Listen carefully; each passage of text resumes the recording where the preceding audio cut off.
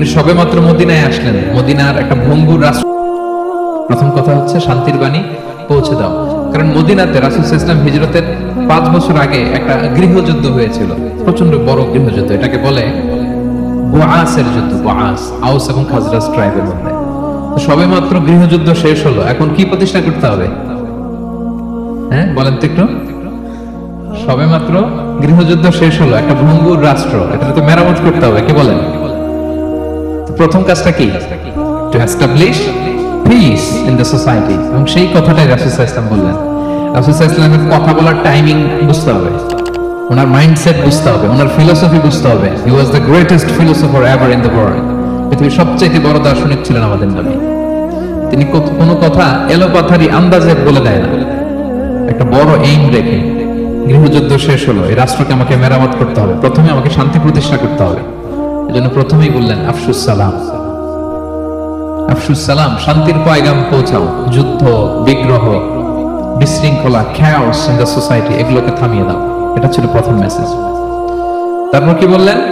ওয়া আত'ইমুত তাআম, মানুষকে খাবার খাওয়াও, ফুড শেয়ার করো। এটা সিম্পলি শুধু খাবার খাওয়ানো বুঝলে হবে না, খাদ্য সংকট দূর করো।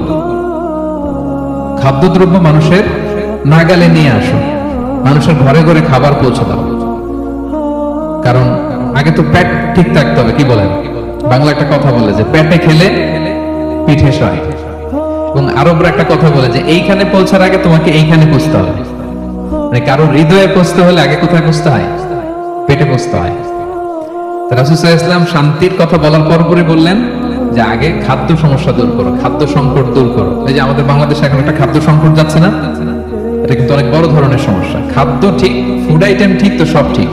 রাসূল সাল্লাল্লাহু আলাইহি ওয়াসাল্লাম বললেন খাদ্যের সংকট দূর করো, ঘরে ঘরে খাবার পৌঁছে দাও।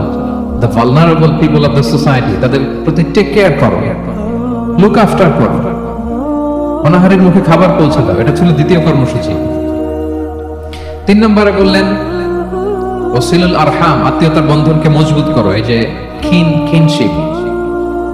কিনশিপ টাইজ, এই বন্ডেজটাকে আরো মজবুত করো। কারণ নিজেরা যুদ্ধ করলে কি শান্তি থাকবে? থাকবে না। আত্মীয়তার বন্ধনকে মজবুত করো। সব শেষে বললেন নামাজের কথা। আমরা কারোর সাথে দেখা হইলে প্রথমে কি বলি? আগেই বলি নামাজ করেন, দাড়িটারে লম্বা করেন, মাথায় একটা টুপি দেন, বোরকা পরেন। এই কঠিন কঠিন কথা বলে আমরা মানুষকে দিন থেকে ভাগাই।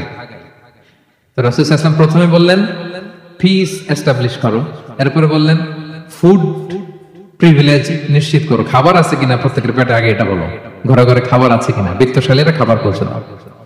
এরপরে বললেন নিজেরা মারামারি করো না, ডোন্ট কিল ইচ আদার, নিজেদের বন্ডেজটাকে মজবুত রাখো। সব শেষে স্পিরিচুয়াল ডেভেলপমেন্টের কথা বললেন যে এই 3টা তো 4 দফা কর্মসূচির 3টা তো তোমাদের নিজেদের মধ্যে সোশ্যাল এনগেজমেন্ট, এবার হচ্ছে ডিভাইন এনগেজমেন্ট।